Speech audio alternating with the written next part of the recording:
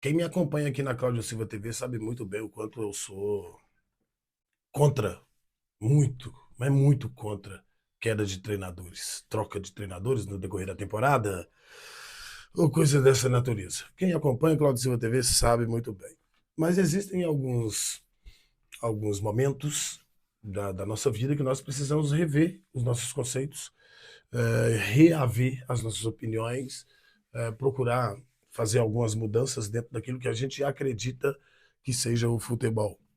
O Cruzeiro acabou de perder para a equipe do Curitiba de virada dentro do Mineirão, com a atuação pífia do técnico do Cruzeiro.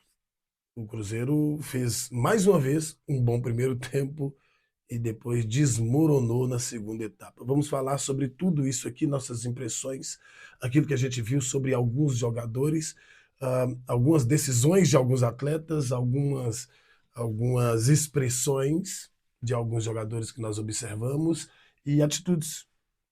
Mas antes eu quero te pedir para poder deixar o seu like por aqui, hypar o vídeo, inscrever na Cláudio Silva TV, pegar o link, mandar nos seus grupos de WhatsApp e fica aqui com a gente porque informação tem opinião também.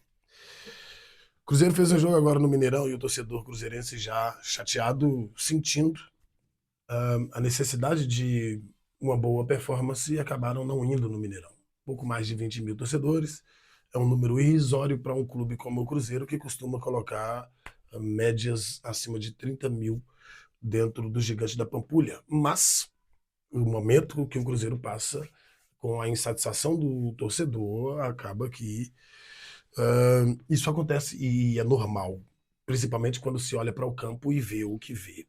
O Cruzeiro fez um primeiro tempo bom contra o Atlético, um primeiro tempo bom contra o Botafogo, um primeiro tempo bom contra o Curitiba e no segundo tempo dessas três partidas sucumbiu o time do Cruzeiro. E aí a gente, todo mundo procurando, né, uma forma de justificar o porquê que estava acontecendo dessa forma, e nós defendendo sempre o modelo do treinador, a sequência do trabalho do técnico, a, a adaptação do próprio treinador junto aos jogadores e continuidade do trabalho, porque ganha quem tem continuidade de trabalho. E aí, né, vários subterfúgios utilizados por todos nós para justificar as derrotas vexatórias contra o Atlético, vexatório Campeonato Mineiro, contra o Botafogo, vexatório Campeonato Brasileiro, e a pior de todas contra o Curitiba dentro do Mineirão, um time que está vindo da segunda divisão, com um bom técnico e nada além disso. E aí, hoje, nós podemos ver uma atuação, eu acho que nos últimos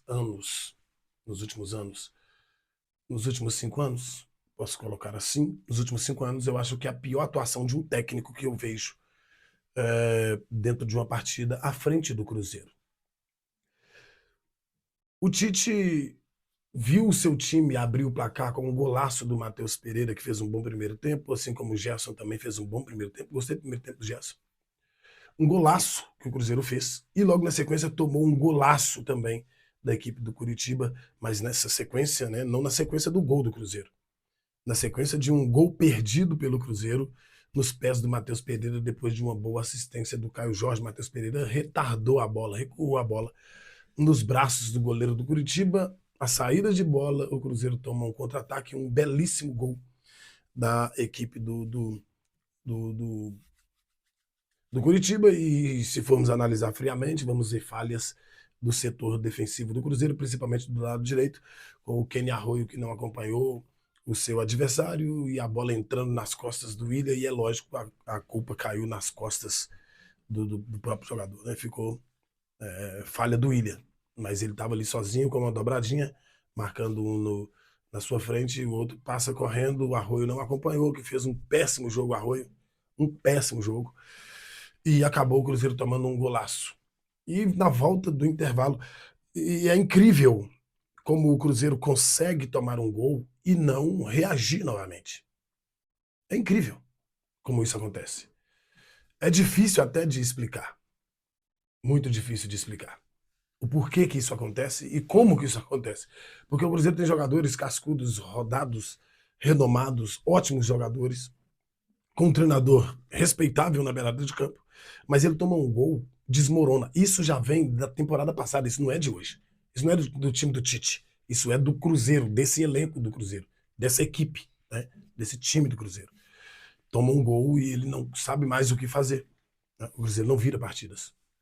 O Cruzeiro, se tiver virado 2 partidas, embora não tenha perdido tantos jogos, né?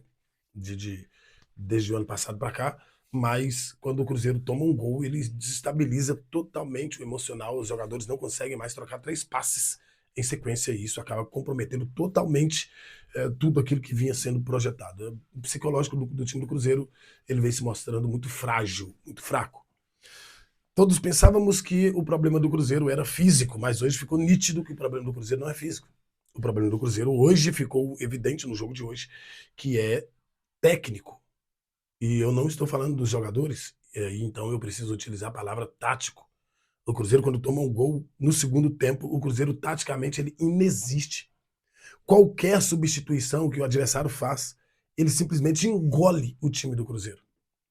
O Atlético Mineiro, o técnico Jorge Sampaoli perdeu um lateral, puxou um volante para a lateral, colocou um atacante, acabou com o time do Cruzeiro. Lá no Rio de Janeiro, o Cruzeiro melhor que o Botafogo no primeiro tempo, segundo tempo, uma mexida do Martim Anselmo. Ele acabou com o Cruzeiro.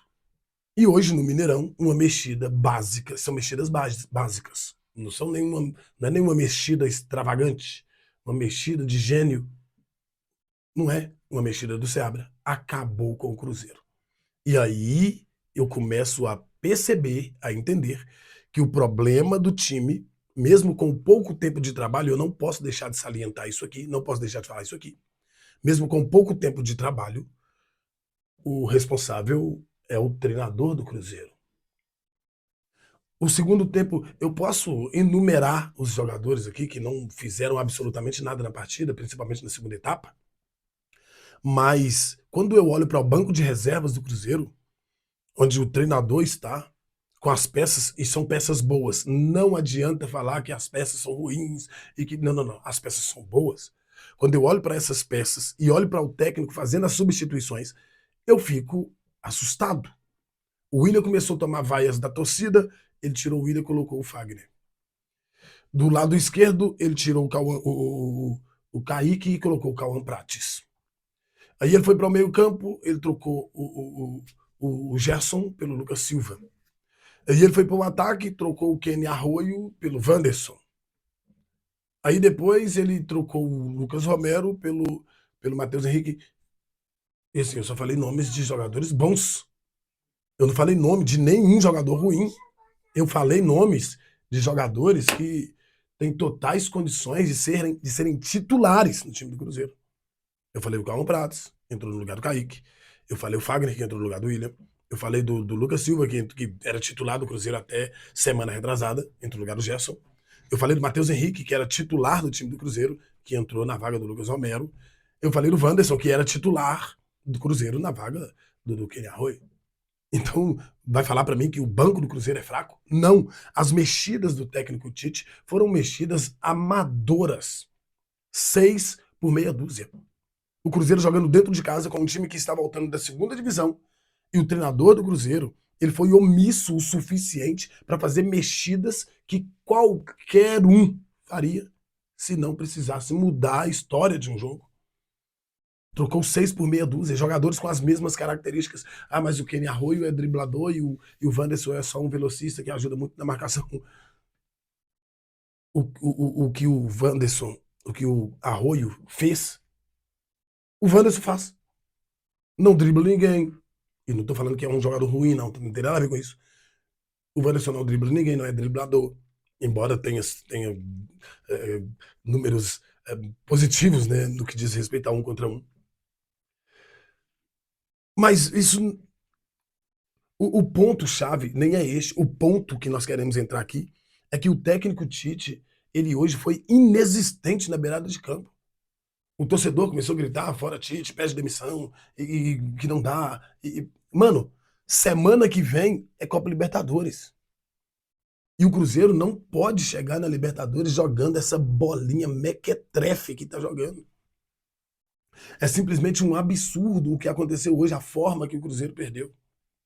Um mês de trabalho do técnico Tite é muito pouco, eu reconheço isso, mas esse time poderia estar entregando muito mais do que está. A arrancada do Cruzeiro deveria ter sido hoje.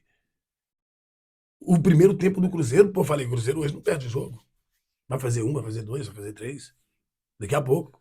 O Cruzeiro era o senhor de todas as ações. O Curitiba estava amarrado, amordaçado, e o Cruzeiro com a bola nos pés, criando chances e desperdiçando elas, como de costume também. Alguma coisa tem que ser feita no Cruzeiro com urgência. Com urgência. Não tem essa de o tamanho do treinador, não tem essa. Aqui se trata do tamanho do Cruzeiro. Pela primeira vez vocês estão me vendo falando, direcionando a responsabilidade do jogo ao Tite. A responsabilidade do contexto geral é da diretoria porque trouxe o Tite. Já falei isso, já gravei sobre isso aqui. Mas o jogo de hoje, o Tite é o senhor da partida. Ele é o principal responsável. O técnico adversário fez uma mexida, mudou a característica da equipe dele. E o Tite trocou 6 por meia dúzia na tentativa de quê? Quer buscar o quê trocando 6 por meia dúzia? Você não vai buscar absolutamente nada. O Cruzeiro foi covarde por causa do seu treinador hoje. Hoje, por causa do seu treinador, o Cruzeiro foi um time covarde, um time que não fez nada, um time que não propôs, parece que não teve conversa no vestiário. Os jogadores estão fechados com o Tite. Foi a frase que eu mesmo usei. Se os jogadores estão fechados com o Tite, eu também estou. Usei essa frase. Mas estar fechado com o técnico não é suficiente, não credencia ninguém a jogar do jeito que jogaram. Os jogadores no primeiro tempo disputando todas as bolas, brigando, marcando em cima, não deixando o adversário respirar. Os jogadores dando carrinho e lutando mesmo pelo jogo. Tomou o gol, acabou esse ímpeto. Pararam de correr, estão fechados com o treinador, demonstrando isso. É muito pouco.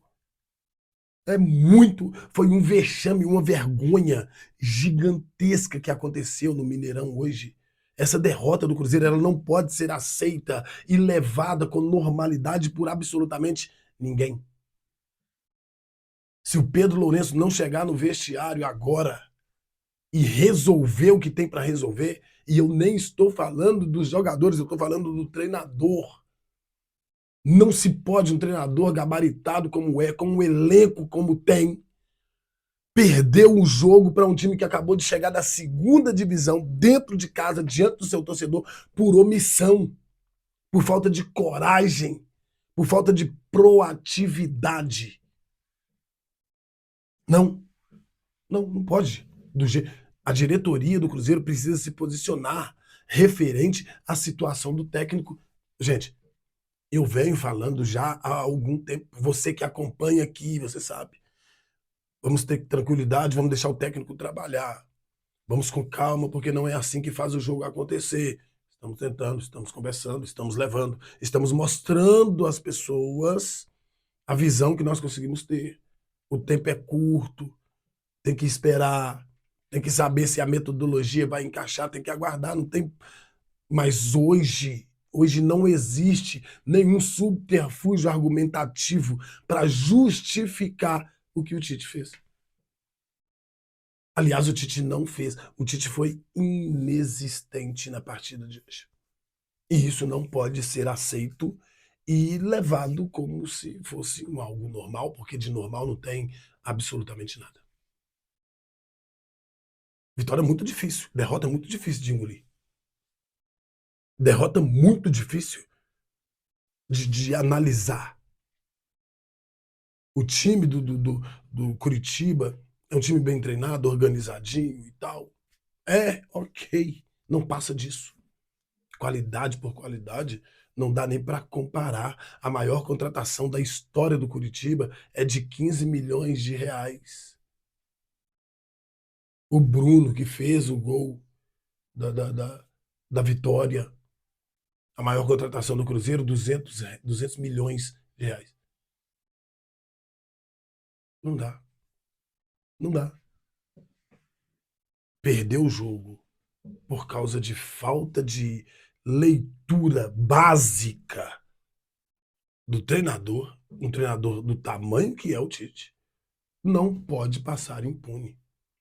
Não pode passar impune. Simplesmente vexatório o que aconteceu no Mineirão hoje.